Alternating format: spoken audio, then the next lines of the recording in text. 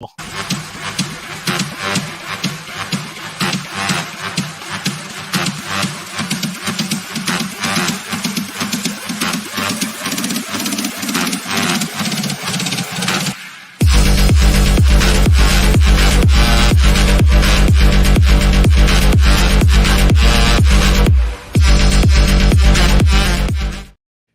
evening, Cubes of the Cash. Gary B, the Casual Comic Guy here, and joining me as always on Tuesdays, we have Rob, Pat Stax of Comics. How you doing this evening, Rob? Like I said, what the heck? It's only Gary's channel. My channel is just fine. Thank you very much. Tune in next week when we'll start taking shots at Rob's channel. We have joining me below as the other co-host. We have Steve the Voice White. How you doing tonight, Steve? Excellent. Go get Need, people. Go get it. For the second time in a week, we have. Oh, thank you very much, Steve. I just watched Pocan Joe's review on it and was having a good time with it. Excellent. Yeah, he's been doing lots of interviews. For the second time in 7 days, we have David, the man of the hour from Garage Geek. How you doing this evening, David? I'm ready to go. Let's get this on the road, right? You poor guys, you have such bad weather, right? In California, it's just weather. We're fine. It's weather. I'm used to weather. You know, if you live in the north, weather's just weather. That's it. You got to deal with it. You go outside, you deal with it. You go to work, you deal with it. You leave work, you deal with it again. Then you get home, you go, "Fuck, I'm done with that shit. Let's leave it alone for a little bit." That's why we collect comics, because we can stay indoors when it's miserable and just read our books. We're good. Right. And but David, the way this show works, you just did in the hot seat where we had a great discussion with you. So we're gonna have you introduce yourself real quick. Talk about what you do, what your channel's about. We'll go say hi to the crowd, and then we're going to come back to you for your first book, sir. Awesome. So yeah, I'm Garage Geek. I've been. I jumped in. You good? No, I was handing it off to you. All right, great. Yeah, so Garage Geek, I've been on YouTube about 1.5 years, and I'm kind of eclectic. I do talk a lot about comics, but also about vinyl and anything else. I have a Friday night show where I basically just go over everything I've done that week. And I'm starting a new live stream once a month where I pick 4 things from 4 different genres. I give you a month advance notice so anybody can listen, read, and then join in on the discussion when we have it. Very nice. Yeah. Yes, and you have varied interests. You don't just collect. You have a plethora of things that you collect. I do. Yeah, if you can see behind me, I've got books, I've got graphic novels, I've got movies, I've got recently I've been getting into some sci-fi vintage paperbacks. Up there you can see some trading cards. Albums over there. Figure out which way to point when you're doing this somewhere in that mix. Just go all over. Right? Yeah, so just everywhere. Look around. They look like video game cartridges up there. So those Funkos up there, some statues. Those are cards? Oh, those are Funkos. Yeah. Okay. Oh, no, those are cards. They're in a container, a card container. Oh, okay. And you can put one card in the front to represent what's in there. It looked like a video game cartridge. That's neat. Yeah, you just slide one card in the front. It's kind of neat. Nice. Well, let's say hi to the chat. We got first in this evening. We have Kevin. How you doing tonight, Kevin? Nice to see you, sir. He is not home yet, but he's hoping to get home in time to catch a rewind. One of our biggest supporters of the channel. Always appreciate seeing Kevin. We have Las Cruces. Good evening, James. Nice to see you, sir. Hope you're having some good weather where you're at. One of my all-time favorite people, Jerry the Jitterbug. Jerry. Someone who knows a little something about the snow, Brad. How you doing tonight, Brad? My White Walker brother. Right. We have Brad and Kevin having a conversation. We have DVH. How you doing tonight, Dr. Von Hoot? Nice to see you, buddy. And if you guys haven't been checking out his channel, he's been getting some great Bronze Age horror slabs in. Some really fun stuff. And so we're going to keep saying hi to the crowd as they jump in. And hopefully my swirlies go away and I don't lose internet tonight with the storm that's going on. It took me a minute to connect. But we're coming right over to you, and you can start with your first book, sir. All right. So I didn't know particularly what order to go in this. So just like everything I do, I'm like all over the place. So I collected comics all through my teens and into my 20s. but then I've been doing collected editions. But what got me back into single issue collecting has been the variant covers. So I just grabbed one variant issue because I love the art on these things. I love how they have minimal trade dress and they really focus on art. Now, cool. Recently there's been a lot of problems associated with this, but this is what got me back into buying single issues. The beautiful variant cover art. So I wanted to showcase one of those comics first. All right, and what book is that? This is a Teen Titans, and they're on Teen Titans Tower, and they're throwing a gay flag. I guess I haven't read this, but I guess there's a lot of gay members of the Teen Titans. I have no idea, but they are celebrating and partying on top of that Teen Titans Tower. It's usually the Pride Day specials DC does every so often, where it crosses over multiple titles. Yeah, where they'll do a particular variant cover that's a pride cover. It has nothing to do with actually any of the characters inside there, but I actually think a few of them are in this title. I believe Nightwing has become, I don't think he's a Teen Titan member, but I think there's actually a couple members. Nightwing's but like I said, I haven't read it. Oh, see, you're gonna have to actually read your books, David. I know. You know what? I buy collected editions and I read those. So I buy single issues just for the art. So and as you'll see, for nostalgia for what I had as a kid.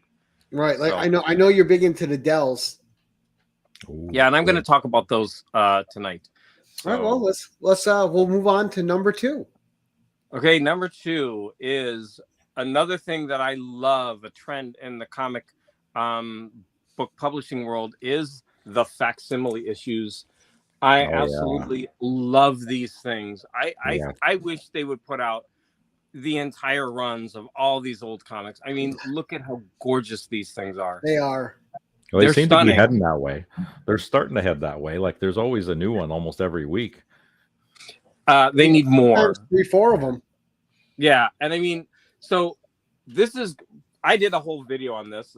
I proclaim this to be the best comic book ever published. So hey, people disagree with me. But now you got to go into that a little bit. Why is that one, in your opinion, the best comic ever published? So this, I do go in depth in my video, but it's just the beautiful art. Now, Steve Ditko is not my favorite Spider-Man artist by far, but this issue really, really makes me appreciate what he does. Not only do we have a good story, we got 6 villains, and every single villain is featured on a splash page. The art in this is so amazing. So just for that alone, like going through this is just a feast for the eyes. And so that's why I pick it as the best comic ever made. Now I'm going to ask you a question, and it's going to be pass or fail. I'm going to fail. Go ahead. Best Spider-Man artist of all time. And there's only one answer. Romita. Yes. Hold on. Whoa. Senior. Yes, but oh crap, I forgot to grab some. I really like Sal Buscema. No, Sal Buscema's good too. Spectacular Spider-Man. Those covers are just stunning, and I love the art. But anyways, it's Romita. Sal was always underrated. He was always overshadowed by Big Brother John. Yeah, so good. So anyways, I wanted to say that also with some of these reprint issues, sorry for this, but you can buy these clear backing boards and you can have just a stunning art piece. Yeah, I need to figure out what to do with this because that should not be there. But in Mylar with these clear backing boards, these things are just gorgeous. You need the self-seal or invisible tape. Yeah, the self-sealers, those work great. Do those come on and off easily? Yes. Yeah. Oh, okay, then thank you. That's what I'll get. So yeah, the facsimiles would have to be my number 2. Nice. All right. Key tips: make sure you get the ones where the glue is on the back of the bag and not on the flap. Yes. Well, yes. On the flap is bad. On the back is just fine. Yeah. It'll get stuck to the book every time. So it's worse than you mean the self-sealing I don't Yeah. like Right. those. You Yeah. want the blue strip on the back of the Yeah, it's on of the thing, here, not on the flap. this, not on the flappy part. Oh, okay. I don't know if I've tried that. Oh, and by the way, I bought your book. It's coming. I can't wait to read this salacious piece of literature. I'm looking About to forward be it. banned in 5 states. Yeah. It's getting good reviews on Amazon too. It keeps staying up in the things, which I'm happy. Oh, that's awesome. Evening, Brian. So it's doing well. It's had a great launch. So Yes. I'm excited about the launch and everyone being so embracing of it. All right, number 3. So number 3, I'm going to jump. Although Marvel is my true love, I am going to jump to DC because when I was a kid, it was hard to be pulled away from the X-Men. It really was. Right. But I think the new Teen Titans with George yeah. Perez, and I think it's Wolfman, gave them a run for their money. Man, was this a good series. And this is a cover featuring Brother Blood. I mean, first of all, how crazy is this? You've The got detail. a church, like a demonic church where they bathe in blood. Like, how is this put out for kids? It's awesome, Like, isn't it? seriously, it is. And look at this amazing art. And plus, it had such a killer story. Right? So, there you go. Teen Titans. Jump into DC.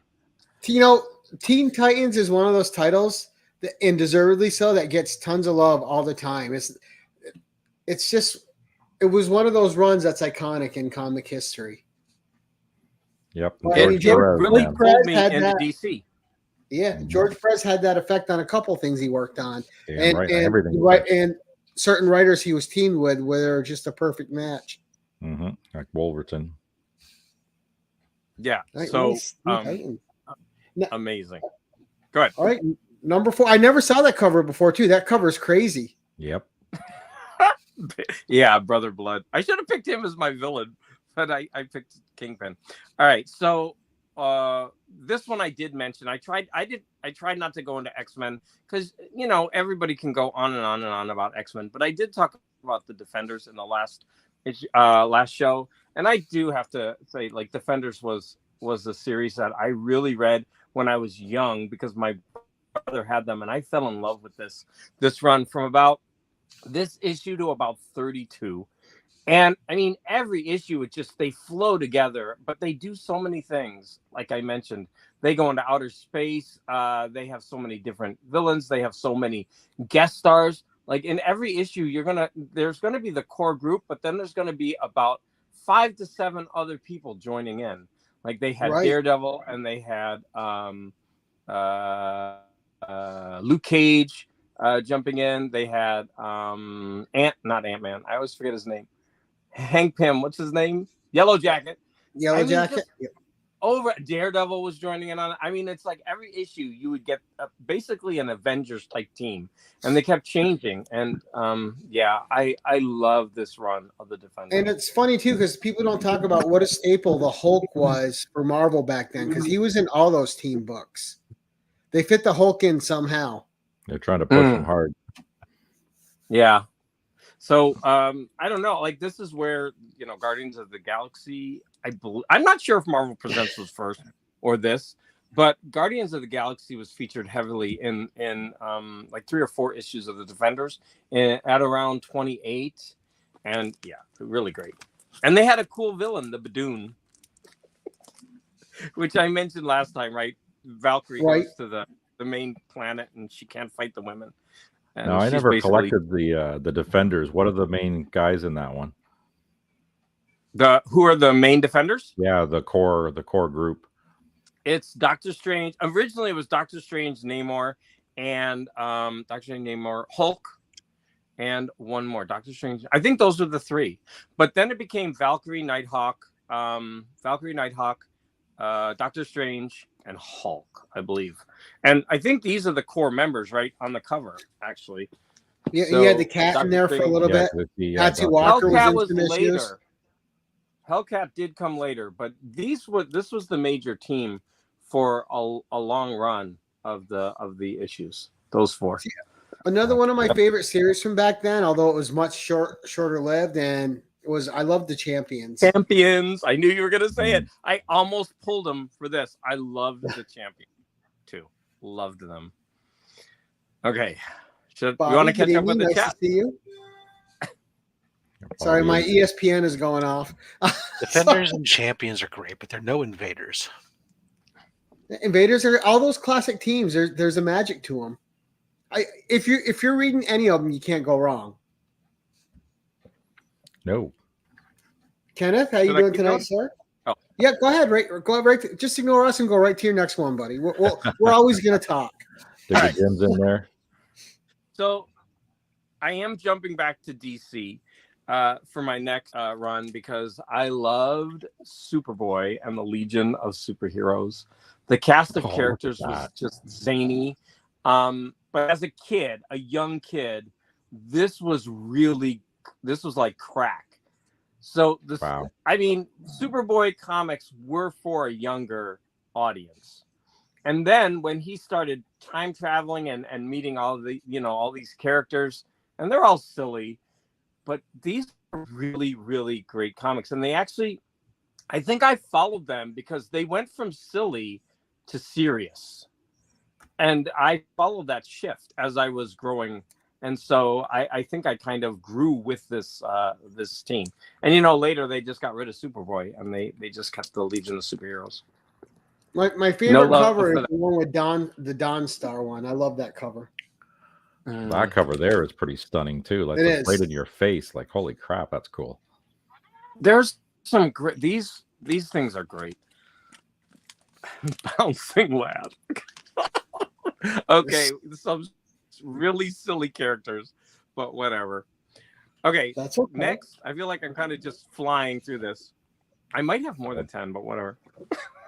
Next, that's okay. It wouldn't be the first time, David. The man thing. There we go. This series was just crazy, and you know what? I don't think I was thinking about this yesterday. I don't think I've read it since I was a kid, and I think this was too advanced for me as a kid, but it was still freaky, weird, and probably unsettling. I think at the end of this issue, the man thing, he seals his hands together. Either that or he sears his face. I mean, that's pretty brutal for a comic that a kid is reading, right? Yeah, and like all this theme is coming. Yeah, and so but it was just so cool. And I actually really, really like the Man Thing character. I've got a cool Funko Pop of him as well. It's a wicked cover again, too. Another thing about this is I think this guy, if I remember this correctly, he had some kind of mental illness.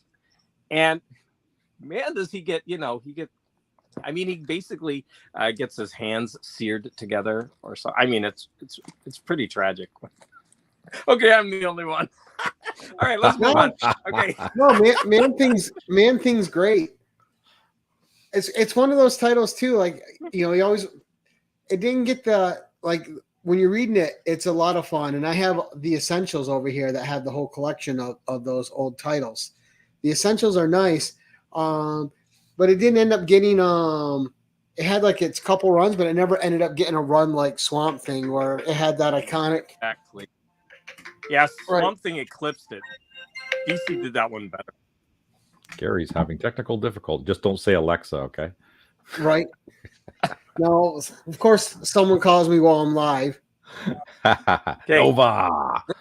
The next series is also I loved as a kid because to me, Nova seemed like another Peter Parker. It was just like an updated version of all the troubles that Peter Parker went through for a new generation. And since that was what endeared me to Peter, like all his problems was what made him so interesting to read. Like this, I think his name is Richard Rider. He had all those same problems, like trying to keep his, how to juggle being a teenager and keeping his identity from his family and his younger brother. Nova. The Richard Rider Nova was always one of my favorite characters. And that 21 issue series was a lot of fun. Yeah, what issue was that one? Number 5? That one was number 3. 3. Okay. Enter Diamond Head. Yeah, but I'm going to tell you something. You mentioned Invaders. You're probably not going to like me when I say this. And the later issues of Uh-oh. Nova was Carmen Infantino, I think, his art. Jesus. As a kid, that art was disgusting to me. As an adult, I can handle it.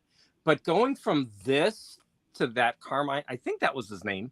Like, I do not like that art at all. And so I don't know if you like, and in the Invaders, I think he was the one that took over on Invaders for a while too. Like, that art is just wonky.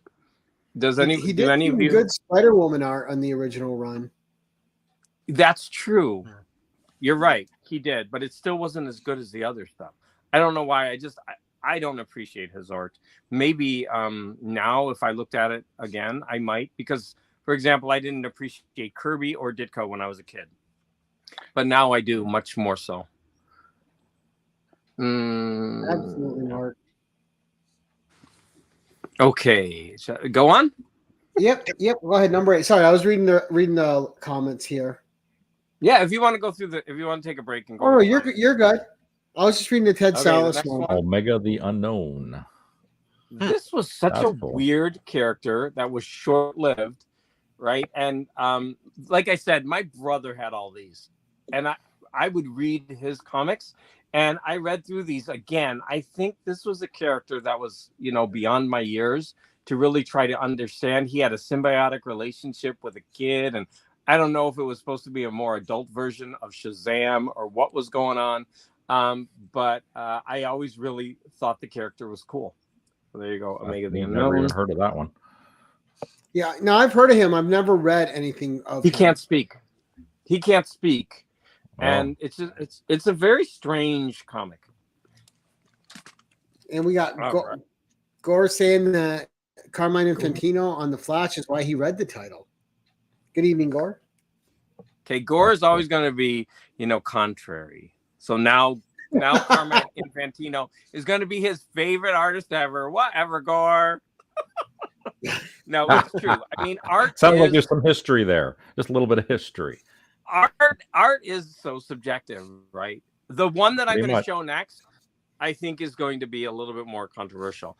Now, I'm a huge John Byrne fan. I don't even think I picked any John Byrne films. Okay. Man, Cool. I loved John Byrne. I actually met him once in a shop when I was very young. I didn't talk to him, but I mean, I got to see him, so that was good enough for me. But I mean, he was like right there, but I was just too shy to say anything. But I was listening to him talk. But yeah, I love John Byrne. But John Byrne did the initial run on Namor. No. And this guy took over, and he is Jay Lee. Now, when you look at Jay Lee's art compared to John Byrne's, it's like night and day. And I should hate this art, but for some, I hate 90s art with a passion. And this was a kind of shift in that art direction. But for some reason, Jay Lee's art clicked with me. Not only was he radical with the art, but he did a lot with page layout, and even the colors of the backgrounds of the pages were black instead of white. Like, he did so many interesting things on this title, and his art style has changed radically over the years. I still really enjoy Jay Lee's art. So there you go. And he's still making covers every month. I know he's very active. Yeah, his Dynamite does a lot with covers Jay Lee. Dynamite. I met him at Fan Expo last year. Got him to sign a couple of my books. Yeah, he had a beautiful I've Conan cover last month. Wow. Yeah. So great. So you're a big Namor fan too, or? I am, because I used to. I was a big fan of those single issue or single hero, like, for example, Namor or The Thing. I read all of those. I really, really did enjoy them. Okay, I've got. It seems like 3 or 4 more, or maybe 5, but I'm going to go fast. Okay, so the next is a twofer. So I'm going to talk about the Avengers.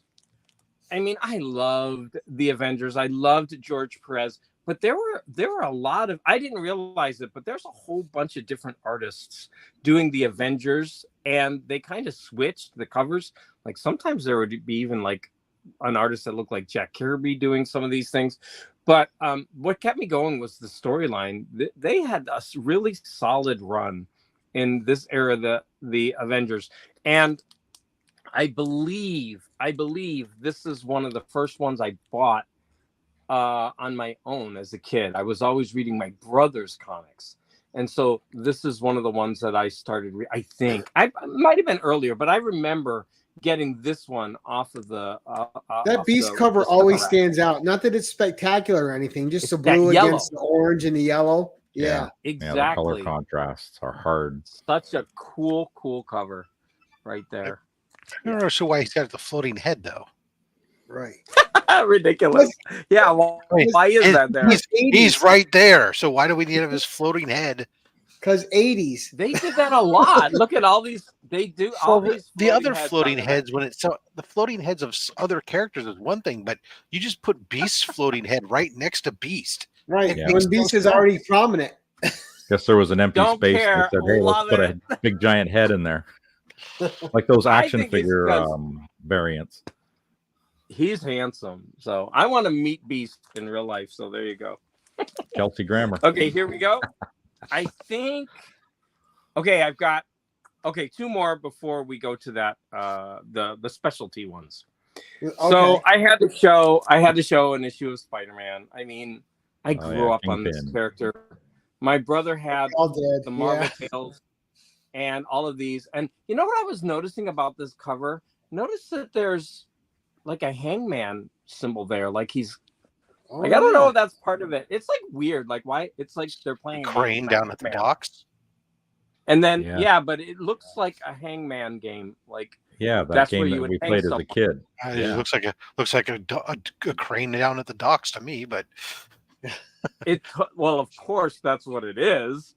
But I'm wondering if there's a symbolic thing or an in joke or something there. Because to me it looks like like somebody should. Yeah, I never noticed that about it.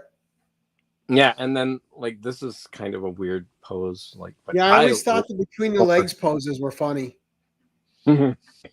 So, I mean, I could talk about Spider-Man for an hour, so I won't. And then I actually featured this. This is one of those issues that I read as a kid, a young kid, and it stuck with me because of that slap. So in this issue, Daredevil gets a full slap in the face from that woman. Because they're in the frenzy of battle, they slam into their home, they keep fighting, the kid's in danger, the family's in danger, they're not paying any attention to that, and this lady finally just has enough, and she slaps them right in the face, and they finally wake up to what they're doing. I loved how Marvel would show heroes' flaws. Like they had so many flaws, and like, how can you battle and not realize that you're putting a whole family in danger? Not only that, you're destroying their entire home, and she's got to be the one to bring them back to reality. To say, what the hell are you guys doing? And they were in the zone. Hero like Daredevil, who's supposed to care more about it. Mm-hmm. Yeah, and then what happens when you're in the zone, man. You're in the zone. You're just doing your thing. Yeah, so boy, Spider-Man's a menace. I did a full video on this one because it's one of my favorites. Love it. it. I like Torpedo. It's too bad they killed him in ROM. He had a bad death in ROM. I don't remember. How did he die? Do you remember? No. He got taken over by what do you call those creatures? Wraiths. The main, Wraiths, right? Yeah, the Wraiths, Rom's main enemies. So they took over the town while Rom was on a space mission. And when he came back, Torpedo was killed and taken over, and the whole town.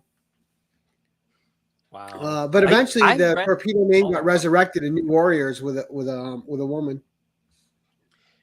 I almost pulled Rom and Micronauts, but I figured, they're having a heyday right now, and I'm sure other people have talked about them. But man, I loved both of those, especially the Michael Nart on Micronauts. Wow. Yeah. So I love that whole 75 issue run of ROM, the whole thing is written by Bill Mantlo plus the 4 annuals.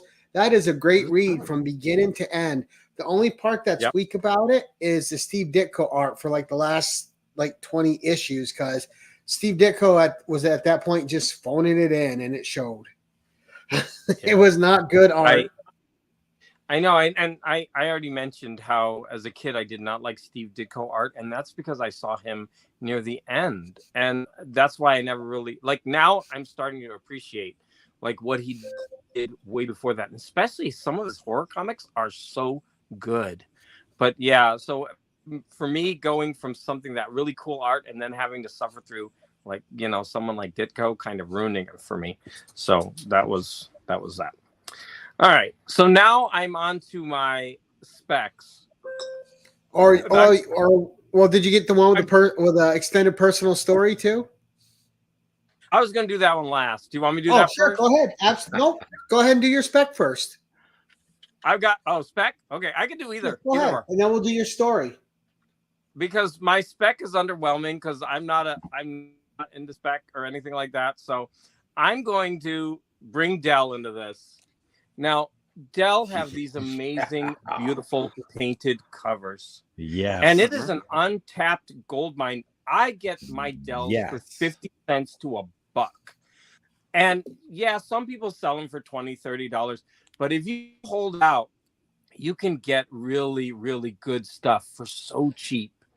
And the covers are gorgeous. Now, if somebody would ever just even one property from this and make a movie or show, this stuff would go up in price. So I don't know what to say about that. He's got his Grimm's Ghost Stories there. I love that stuff. I'm trying to collect it. And you're right, cheap. Like it's not that. It's getting harder to find though. I've been finding a lot. I've been collecting only single issues now for under a year, and I've been able to get so many. And you're down in America, so that's the thing. Up here in Canada, we don't have the resources. We find a honey hole, and that thing gets tapped out fast. Oh. And there's a few down there that only Mark Andrews knows about, and he won't share it with any of his friends over there. I know, like really. But he's north of the North Wall, though. He keeps it secret. He keeps it safe. Wow. So I'm also I'm gonna say that Sleepy Reader mentioned that one of the artists, the main cover artist, I guess his name is George Wilson because it's right there. He's getting a book. Oh, look, I'm getting a thing. He's getting a book released, and you can see. Sorry, it's on my phone. It's not very clear. But there's a Dark Shadows cover. They're all different Dell covers. Now, if a book like this is being printed, that might shine a spotlight on some of the Dell. Who knows? But they're starting to realize, hey, this kind of art has an audience. That could be good for speccing, but like I said, I'm not good at speccing. I want everything to stay cheap so I can get it all. Right? Well, a lot of great painted sci-fi covers on their stuff. I mean, I'll tell you what's been going up is the Magnus robot fighters. I'm finding as I've been trying to complete my run on that, those have been going up. Wow. Yeah, some of them are expensive. It's true. Last two things I want to say about spec. I'm wondering if they're ever going to maybe Kazar. He's untapped, and there's a villain that I like called Stingray.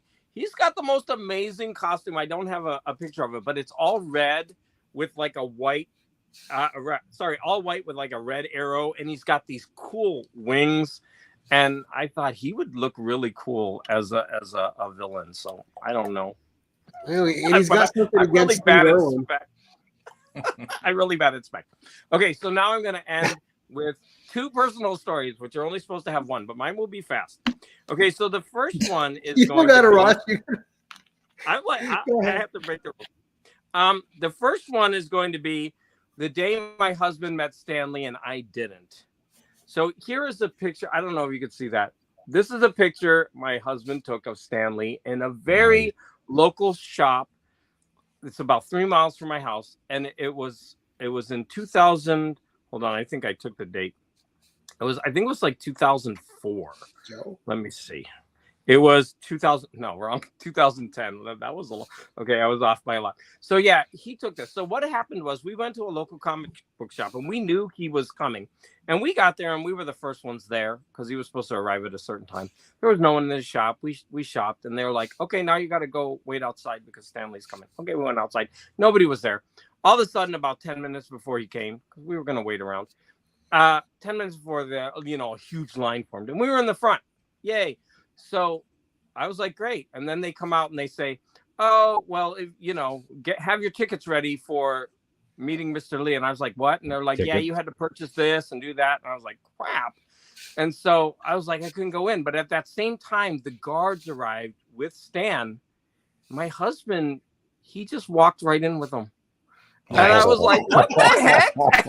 He just walked right in like he was part of their entourage. You just walk in like you own the place. He shook his hand and everything. And I was like standing outside. I was like, wait, we can't go in. And then he comes out later. Why didn't you guys come in? I'm like, I wish. It was an invitation. He said, yeah, let's go. He just walked right in. I was laughing because, so anyways, at least he got to shake his hand. He got some pictures and. So that's one personal story. But man, Stan Lee had Did you get any book signed though? Nothing signed, right? No book signed? No book signed? No, I'm not one of those type. Sorry. Those go up in spec value. I just don't do any of that. I'm so cheap. So, but if I had known, I would have bought something because I go to that shop a lot. And had I known, I would have bought something and I would have waited in line to get it signed just so I could meet him. Like I would have done that. But well, at least my husband did. He got to shake his hand. That's cool. And so does he hold it over your head sometimes to this day? No, he was like, I don't understand. And we were with our daughter too. She was out there. We were just standing there it was so hilarious. He just walked right in like he was part of their entourage. Okay, and the entourage didn't even notice. He must have did it well. They were all walking in. He just walked right in. And I was like, whoa, okay. It was pretty funny. And so the last story that I'm going to share is I used to be a part of my local library book club. We had Uh-oh. Hi, Rob. Hi. Welcome to the Gary Show. I'm glad I'm awake. There you go. All right, you bleeped out, but we got you back. We got you back. So I was part of a library book club, and they're mostly older people, right? So I'm mostly octogenarians, like they're in there. And for some reason, they wanted to do a graphic novel, and they were going around the room, and I was like, "Hey, why don't we do this? Why don't we do this?" And I think Sin City, or there was a billboard out, and it was out at the time. And I'm like, hey, why don't we read Frank Miller's The Dark Knight? It's iconic. It's a really important comic. And they're like, oh, okay, because they didn't know anything about graphic novels, so I picked it for them. And I'm going to go ahead and show off this because I do not have many absolutes. Oh, but man, this thing is gorgeous. I have 3 absolutes. I wish I had them all. These things are stunning. Yeah, so look at that. The artwork's phenomenal on that thing. Yeah, it's gorgeous throughout. Wow. And so I remember when we come back for the actual meeting, one of the ladies came in. She took the comic and she threw it on the table and said, "This was absolute trash." Yeah, that's how we started the meeting. Pow! And she kept shaking her head. What garbage? And I was like, "Oh my god." Okay, so I realized I picked the wrong book for the wrong crowd. I mean, if you read Frank Miller's Dark Knight, like the art is not going to appeal to everyone. It's so out there. It's so weird. Like Wonder Woman looks like a drag queen. Like everything about it is just weird, but there's something about it that's just so cool, right? It's his use of space and his use of like this. Like there's so much empty space, but then you'll have like this blood splatter. I mean, there's something really iconic about his art, and it became so influential. Like if you watch Sin City, they model the art style in the movie. Yeah. And so many, like if you really look at some ads, you're gonna see Frank Miller, like what would you call it? The influence. But anyways, it was so fun. I'm one of those people. Like I liked his work on Daredevil, and I liked a lot of the covers he did. Especially he did the ROM #1 cover. But I did not like the Dark Knight art at all. Because he went very stylized, and in fact, it goes even more later. Like if you, I think he did that one, the Superman or Superboy one, right? That was reviled. Like oh no, that's not him. Some of the recent stuff he's put out. That Wolverine. Oh, geez. Man, that thing was horrible. So, but his art is very stylized, and you got to expect that. Like if you hire him to do something, it's gonna look strange. It's gonna look different. Some people absolutely hate it. I don't know. If you look at his body of work in general, it has changed, but he's done so many influential things. But yeah, it's gonna be weird, right? Yeah. So, well, anyways, that was my other story. You got to put him and John Romita Jr. on an island together and just let them draw for each other. And I love John Romita Jr. art. I love it. Really? I love it. I love it. I like when he started. I don't like his blocky style he's had for the last 20-something years. I think that as an artist, I appreciate what he's doing, and I'm kind of following him. And since he's someone I appreciate, I'm going to allow him his idiosyncrasy so I can see where he's going. I don't think he's perfected everything that he's done. And, he's so different from his father. And I think he's going in a place that is so totally different that he'll probably have to get out of comics and do something else or have his own type of style because he's really kind of morphing into something else. He's in his own dimension where... Oh, go ahead, Rob. I say he's in his own dimension where legs bend around, shin bones wrap around corners. And he's always had work, so it's not like he's, as much as some of us don't care for him, he's never without a job. That's right. So, I mean, good on him. Yeah. I really like and appreciate his art, so I don't know. I know that's going to be like... You don't have to apologize for liking art. Like you said, it's subjective. We all like what we like. It's okay. Exactly. Yeah. That's great. Yeah. And obviously he works for a lot of people. Like I said, he's never out of work. He's been around for the 90s, the terrible 90s, the 2000s, the early ones, all the times that he was still working in books and all that time. Yeah. So he's made a whole career for himself when other people have struggled in the field. Yeah. So he seems to be a decent guy. My Stax, my personal stories. That's some cool books. Yeah, thank you for showing. I thought you were going to bring a bit more, Del. I was surprised you limited yourself to one. Well, I really wanted to pick things that as a kid, so I kind of went in that direction. I could have picked a lot of modern books that I've started to collect for certain reasons because of the beautiful cover art. I decided not to do that. I was kind of like all over the place. Like, what do I bring? What do I bring? But no, I'm heavy into collecting Dell and 10. I didn't even show any of the 10-cent comics that I've been getting for dirt cheap. I mean, there might be a little bit wrong with them, and then nobody wants them. And once you put them in Mylar, they look good, and they're from 60 years ago. That Mylar magic. Yeah. And they're amazing books. And so no, I didn't bring any of those either. As Gary always says, there's always next time. Right. Yeah, always next time. But no, and with the old books, I just had a thought. But I'm an old man, it just left me as soon as I went to say it. There's lots of opportunity. There's lots of opportunity with the older books. So, when you get to those golden age books and stuff, there's a lot of books that are super expensive, but there's even more that are super affordable because they're not they're not Superman Action Comics #1. Yeah, instead it's like Joe Palooka or Green Hornet. Or I'm going to tell you that these comics here, like I probably paid $2 for this. It's a 15-cent.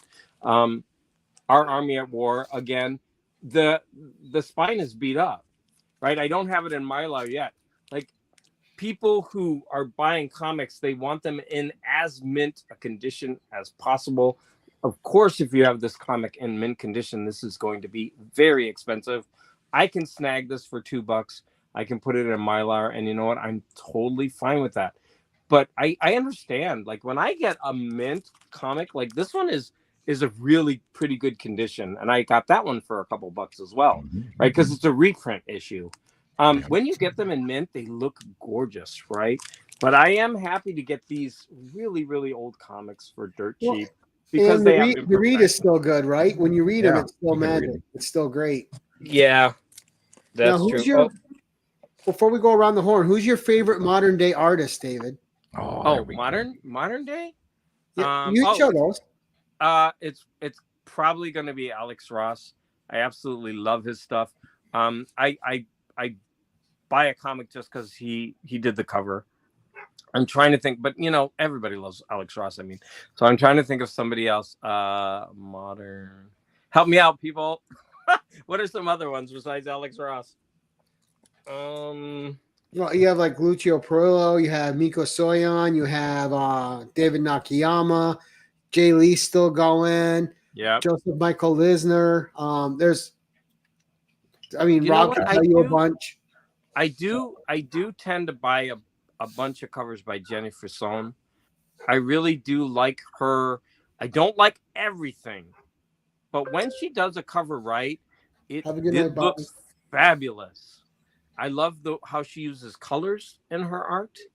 And so there's Jenny Frison. Also, I forget his first name, but his last name is Cho. He did a bunch on Frank Cho. Cho. He did a bunch on maybe Harlequin, I think it was. Yep. He did a run in a Harley Quinn Volume 3. They're so beautiful. The line work, everything. They're just gorgeous. Not only that, is that his run on that, you could tell when he did the covers, whatever, because Harley had almost normal female proportions as opposed to ridiculously cartoon proportions, including having a waist and having thighs and stuff like that. It was like, oh yes, okay, that's a positive. He didn't give her the J. Scott Campbell treatment. Oh no, not at all. It's like by contrast, By contrast, she looked thick, but in reality, she was normal proportions. Wow. You know what? Can we throw something very controversial at the end of this? Let's talk about the X-Men. So the X-Men was this team of outcasts. And all of a sudden, when they became popular, they became all these swimsuit bodies. And I just thought it was ridiculous. And I really lost interest with them with the Jim Lee. Jim Lee. That stuff is atrocious. And so many people love that stuff.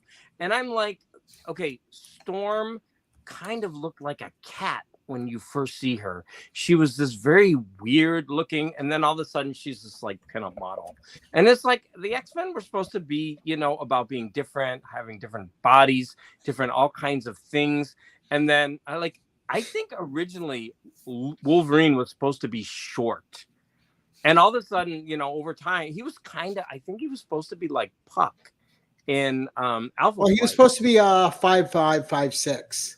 Wolverine. And I mean, he looks normal, like he's all, I don't know, like they just changed everything. All these like people are just all muscular. I don't know what happened, but so much. It was the 90s. That's how everything was extreme.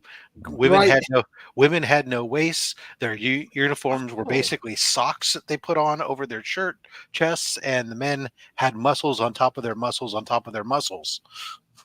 And I just think that comic lost so much of its initial appeal because it was always about outsiders, and it wasn't about looking like Joe. Norm. And now it was a bunch of Barbie dolls. Yep. Yeah. I guess that's not so controversial after all. Well, Frank Cho too. You'd want to check out. He did a couple series of Jungle Girl, which was all him. So really good art. He did some Red Sonja that he wrote and drew as well, and so he's also done some writing. Another artist that is really cool, I don't have enough of his stuff, is, I don't know how you say his name, is Arthur Suidam. Arthur Suidam? Yeah, the one who did the Marvel Zombies. And he's done, like, anytime you see a Suidam cover, like, it jumps out at you. The art is so cool. And it's very in the vein of painted covers. Like a lot of I have painted. I have a yellow label signed by him. Red Sonja Price of Blood. Wow, I wouldn't mind having something signed by him. It's a gorgeous cover. I bet. Just a paint. But all right, let's go around the horn here. We'll do like we always do. We're gonna start with Rob and see what he's got coming up this week. Thank you, Gary. Thursday's gonna be our big CGC unboxing this week. We had a massive box of modern stuff come back. All 9.9s with the new labels, right? Oh, of course, yes. All pre-screen 9.9s. Yeah, no. It's there's not a 9.9 in the batch. I just tell you that. Spoiler alert. Then Saturday we'll have Diesel Dan on Only Slabs, and then Monday I'll be back around the horn with more mail call. Nice. Steve, what's coming up for you, sir? Well, I should have an unboxing. I'm waiting for I've been going nuts with these damn auctions at my comic shop, getting my G.I. Joe slabs like crazy. So I've been winning these auctions and getting the bloody books cheap. Ridiculously cheap. Bid against me. I'm getting all my slabs from them, and I've been getting. There were so many. There were a bunch of Valiant ones. Did you bid on those? No. Oh, because that was probably Jason, Southern Comic Geek. Yeah, no all doubt. the slabs that I've been getting, because I don't get many, but I get them ridiculously cheap from my comic shop, and now I'm giving it. Get on the auctions. Like, this is a great time to be buying. So hopefully that will be coming in this week sometime, and then Saturday I'm on with Evil Mike, and we're doing a talk about the Gunslinger, the drawing of the three. We're going to do the first half of this book. So that'll be fun. And then my Mondays is my G.I. Joe talking about this stuff back here. And that's me. Coming up for me, so in 2 nights' time, we have Dismay Comics, Brandon on doing his 10-1-1. Then next Tuesday, we have Nick's Kicks and Comics for his second 10-1-1. On the 22nd, we have a special show where it's going to be me, Metarog, Sleepy Reader Damien, and Naman discussing Logan's Run and the relevance of the themes that were in that movie for today and how it still holds up. And so we got some fun stuff coming up. And what's coming up for you, David? First of all, I am so on that Logan's Run. I'm looking forward to that. I've read the book. I love the movie. I love the comic. So I'm really looking forward to hearing what you have to say about that. I have a Friday night show that I always do, and it's just me rambling about everything I've done that week, everything I read, listened to, that kind of thing. And I usually I'm eclectic. I just throw up a video when I want. I don't plan. So if I feel like making a video that day, I just make it. And I usually cobble together 2 or 3 different things. I try to include vinyl, comics, and something else. So yeah, I don't have a schedule. That's cool. That's okay, but you keep pretty busy. And I want to say thank you to the audience. Thank you guys very much. We appreciate you coming here and supporting. If you guys aren't following David over at Garage Geek, excuse me, over at Garage Geek, the link is in the description below. So follow them there. Follow Steve and Rob as well, and go check out their channels. Everyone's links are in the description. And thank you again. I want to thank Steve and Rob for being co-hosts as usual. Thank you, gents, very much. It's always great to have a couple different perspectives. And David, thanks for coming on the channel for a couple times in a week. I appreciate it, sir. No, I appreciate it. Thank you. And then, of course, as I like to end these things, keep it casual.